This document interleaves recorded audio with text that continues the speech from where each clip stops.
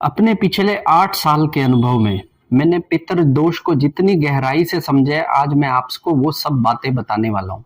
मैं बहुत सारी वीडियोस देख चुका हूँ, बहुत सारी पूजाओं के बारे में सुन चुका हूँ और जिस पे बहुत सारा पैसा लगा दिया जाता है, लेकिन उसके बाद भी आज के समय में किसी व्यक्ति के पितृ दोष की समस्या समाप्त नहीं होती है, क्योंकि इसे गहराई से समझना बहुत ज्यादा जरूरी है। गरुड़ पुराण से लेकर आज के समय में चल रही एस्ट्रोलॉजी तक मैंने हर एक उपाय को बहुत अच्छे से सोचा है, समझा है, देखा है और उसके बाद उसका कितना असर आप लोगों के ऊपर आ रहा है, मैंने इन सभी विषयों पर पूरी तरह से डिटेल में काम किया है।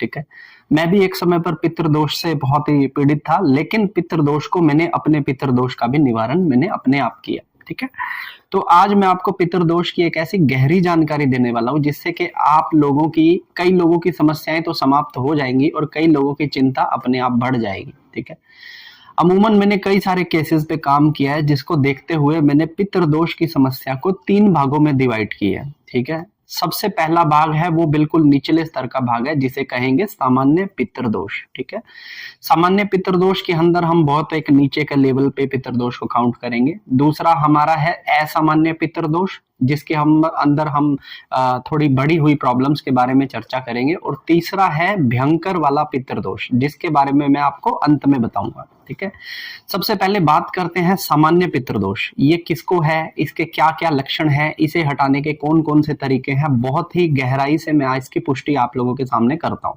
ठीक है, सबसे पहली बात होता है कि सामान्य पितृदोष क्या होता है कि मान लीजिए किसी व्यक्ति के घर में कोई सदस्य एक्सपायर हो गया, उसने अपने प्राण छोड़ दिए।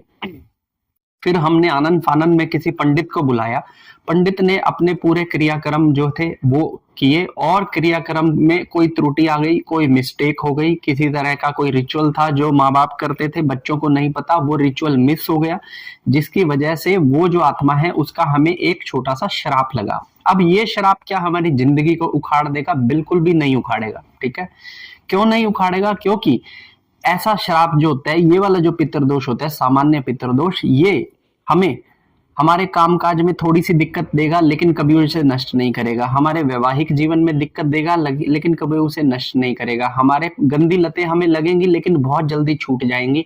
हमारे सारे काम चलेंगे, लेकिन उसके बीच में थोड़ी थोड़ी सी प्रॉब्लम हमेशा आती रहेगी, लेकिन हमारी गाड़ी कभी रुकेगी नहीं।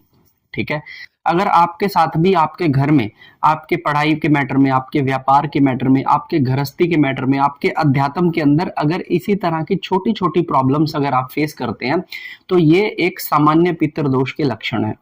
अब दूसरी चीज, इस चीज को कैसे ठीक किया जा सकता है? सामान्य पितृदोष आई हुई त्रुटियों के, पूजा में की गई त्रुटियों से या फिर किसी रिचुअल को भूल जाने से जो समस्याएं आ जाती हैं, वो सामान्य दोष के अंदर आती हैं। तो आप इसके लिए घर पर ही अगर प्रॉपर जाप करते हैं, हवन करते हैं, दान दक्षिणा करते हैं, चींटियों को आटा घेरते हैं, पक्षियों को दाना डालते हैं, गाय को भोजन देते हैं, तो इन चीजों से आपका जो ये सामान्य पितृदोष है ये समाप्त हो सकता है। ठीक है, इससे अधिक कहीं के पे जाकर कोई पूजा करवाने की, अधिक पैसे देकर पंडित जी को घर बुलाने की भी कोई आवश्यकता नहीं है। ये पितृदोष आप अपने खुद से ठीक कर सकते हैं। इस पितृदोष को ठीक करने में मात्र 8 से 12 हफ्ते का समय लगता है, इससे अधिक समय नहीं लगता। लेकिन आप ऐसी त्रुटियों को बार बार ना दोहराएं, ताकि ये समस्या बार बार ये पितृदोष खड़ा ना हो। ठीक है, ये मैंने बात की सामान्य पितृदोष की। अब आप अपने घरों में देख लीजिएगा कि आप कैसा पितृदोष फेस करते हैं। दूसरी तरह का पितृदोष है असामान्य पितृदोष। असामान्य पितृदोष मैं इसलिए कह रहा हूं क्योंकि उस पितृदोष का इलाज आप किसी बड़े मंदिर में भी जाकर करवा लीजिए, बहुत मुश्किल से होता है। मैंने बहुत ऐसे केसेस देखे हैं जिसमें लोग मुझे कहते हैं कि हम गया में जाकर अर्पण तर्पण कर कर आए, लेकिन फिर भी मुझे उनका वो पितृदोष खड़ा दिखाई दे रहा है। कुछ मुझे बोलते हैं कि हमने उज्जैन में इसकी पूजा करवाई है, लेकिन उसके बावजूद भी वो उनका वैसे का वैसा पितृदोष खड़ा दिख रहा है, उनके कामों में कहीं पर भी कोई सुधार नहीं है। मेरे पास एक लंबी लिस्ट है ऐसे लोगों की जिन्होंने पूजाएं करवाई हैं, लेकिन अभी भी उनके काम नहीं हुए। तो इसका कारण क्या है और इसके लक्षण क्या है, सबसे पहले मैं आपको बता देता हूँ। ठीक है, पहले ये होता क्या है पहले बता दूं। असाधारण जो हमारा ये है पितृदोष है, इसके अंदर क्या होता है कि मान लीजिए कोई व्यक्ति जो प्राण छोड़कर जा रहा है, उस व्यक्ति की आसक्तियां अभी तक खत्म नहीं हुई हैं, जैसे कि उसका काम भाव। काम, क्रोध, मोह, लोभ, अहंकार, ये पांचों दानव उसके अंदर प्रॉपर तरीके से बैठे हुए हैं और मृत्यु के दौरान ऐसी भावनाएं उसके अंदर आ गई हैं जो उसकी आत्मा की गति को बाधित कर रही हैं। ठीक है। दूसरी चीज, ऐसे व्यक्ति के कर्म भी इतने सही नहीं थे कि ईश्वर उसको आत्मा को गति दे, इसलिए उसकी आत्मा को यहीं पर ही रखा जाता है ताकि उसे ये चीज रियलाइज हो सके कि उसने कैसे कर्म किए। अब बहुत सारे लोग कहते हैं कि भाई जो पितृदोष है, ऐसा कैसे हो सकता है कि हमारे माँ बाप जो है आज तक हमें जो फायदा दे रहे हैं, हमें खाना दे रहे हैं, हमारे पालन पोषण कर रहे थे, वो मरने के बाद हमें दुख देना शुरू कर देते हैं। मैं उन सभी लोगों को एक ही बात कहना चाहूंगा कि आप एक दिन के लिए अपनी माँ या अपने पिता को एक कमरे के अंदर लॉक कर दीजिएगा और जब वो आपसे बाहर निकलने को कहें तब भी आप उन्हें बाहर ना निकालिएगा। मैं कहता हूं कि 2 घंटे के बाद वो आपको जितनी गालियां देंगे वो आपने जिंदगी में नहीं सुनी होंगी। और अगर पूरा दिन आपने अपने माता पिता को एक कमरे में लॉक करके रख दिया ना, तो पूरा मोहल्ला इकट्ठा कर लेंगे आपको पिटवाने के लिए कि ये देखो हमारे साथ कैसा सलूक कर रहे हैं। ठीक है, वो पुलिस तक बुला लेंगे। तो कहने का मतलब है कि वही माँ बाप जो हमारे इतना बस में सोच रहे थे, जब वो फंस जाएंगे तो वो आपको ही कोसना शुरू कर देंगे। अब इस असाधारण में क्या होगा कि सबसे पहली बात, आपको बिजनेस में बहुत ज्यादा लॉसेस लगेंगे, विवाह शादी में आपको दिक्कत आएगी, विवाह शादी अगर होएगा तो बहुत सारे डिस्प्यूट्स रहेंगे उसके अंदर, और संतान की प्राप्ति में भी समय लगेगा। आपकी शादी होगी तो 5 साल, 7 साल, 10 साल बाद आपको संतान की प्राप्ति होगी। तो ये समझ लीजिए कि एक असाधारण पितृदोष है। आपको फिजिकली इचिंग की प्रॉब्लम रहेगी, स्किन के रिलेटेड इश्यू रहेंगे, प्राइवेट पार्ट में कोई ना कोई समस्या आपको हमेशा लगी रहेगी, पेट हमेशा आपका डिसमैनेज रहेगा, बिल्कुल खराब रहा करेगा, कितनी ही आप दवाइयां खा लीजिए। आपके घर पे जितने भी लोग होंगे उनका शराब पीने में बहुत ज्यादा ध्यान होगा। आप बड़ी पूजाओं का आदर कभी नहीं करेंगे, बड़े हवनों का आदर आप कभी नहीं करेंगे। आप कहेंगे कि मैं छोटी पूजा में ही बिलीव करता हूँ। ठीक है, आप कोई भी काम अगर करेंगे, आपके घर में बहुत सारी समस्याएं बनी रहेंगी। आपके घर में जो बच्चे होंगे उनका पढ़ाई में दिमाग बिल्कुल नहीं लगेगा और अश्लीलता की तरफ वो बच्चे ज्यादा जाएंगे। इसको बोलते हैं असाधारण पितृदोष। ठीक है, ये जो पितृदोष होता है इसका निवारण करने में 3 से 4 साल का समय लगता है, अगर आप सही तरीके से इसका निवारण करते हैं। अब यहाँ पे दूसरी बात एक और आ जाती है कि जो पितृ जिस काम क्रोध मोह लोभ को लेकर गए थे, वही काम क्रोध मोह लोभ आप लेकर अभी जीवन में चल रहे हैं। तो आपको चाहिए कि आप अपने जीवन में सबसे पहले वही काम क्रोध लोभ मोह को त्याग करना सीखें, उसे छोड़ना सीखें, अपने जीवन को शास्त्रों के अनुसार जीना सीखें। तो आपको पितृदोष का निवारण करने में बहुत आसानी होगी।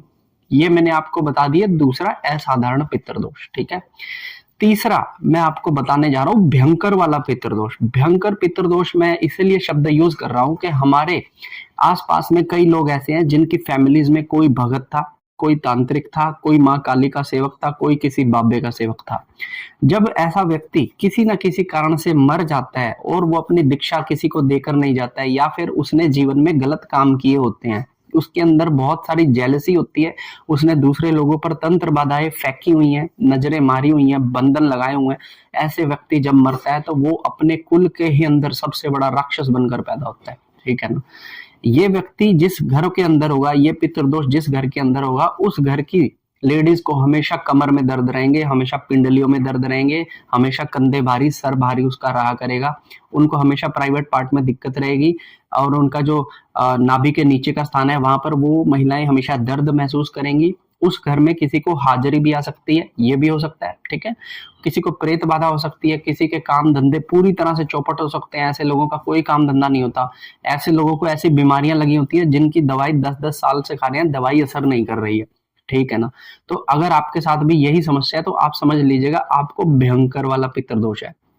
अब दूसरी चीज इसका निवारण, इसका निवारण आप चाहे उज्जैन चले जाइए, चाहे गया में चले जाइए, चाहे जहां मर्जी जाकर कितनी भी बड़ी पूजा करवा लीजिए, आप इस चीज का जो उपचार है वो 8 से 10 साल के अंदर ही करवा पाएंगे, क्योंकि ये चीजें बहुत बड़े लेवल तक आपको हैम्पर करती हैं। ठीक है ना, हो सकता है कि आपकी उम्र इस दोष को मिटाने में निकल जाए, लेकिन आपके बच्चे सुरक्षित हो जाएंगे। तो अगर आपके घर में भी इन तीनों में से किसी भी प्रकार के लक्षण आपको दिखाई देते हैं तो आप समझ जाइएगा कि हम किस लेवल के पितृदोष के मारे हुए हैं और हमें इसका निवारण कैसे करना है। ठीक है, बाकी रही हमारे जीवन की दैनिक चर्या की बात, बहुत सारी ऐसी छोटी छोटी चीजें हैं जिसका ध्यान करके हम अपने पितरों के दोष को कम कर सकते हैं। पितृ दोष एक बार खत्म हो गया तो इसका मतलब ये नहीं है कि वो बार बार आएगा, मतलब दोबारा नहीं आएगा। अगर एक बार आप भी शास्त्रों के विरुद्ध कोई काम कर लेंगे तो आपका पितृ दोष फिर से खड़ा हो जाएगा। तो आपको अपनी पूरी जिंदगी में शास्त्रों के अधीन होकर ही सारे कर्तव्य करने हैं, सारे कामकाज करने हैं। ठीक है, तो ये थी मेरी आज की एक छोटी सी वीडियो जिसके में मैंने आपको पितृदोष के बारे में थोड़ा ज्ञान दिया है। आप इससे ये देख सकते हैं कि हमें किस तरह की समस्याएं फेस करनी पड़ती हैं। ठीक है, कैसी लगी वीडियो वो मुझे आप कमेंट कर बताइएगा। तब तक के लिए हर हर महादेव।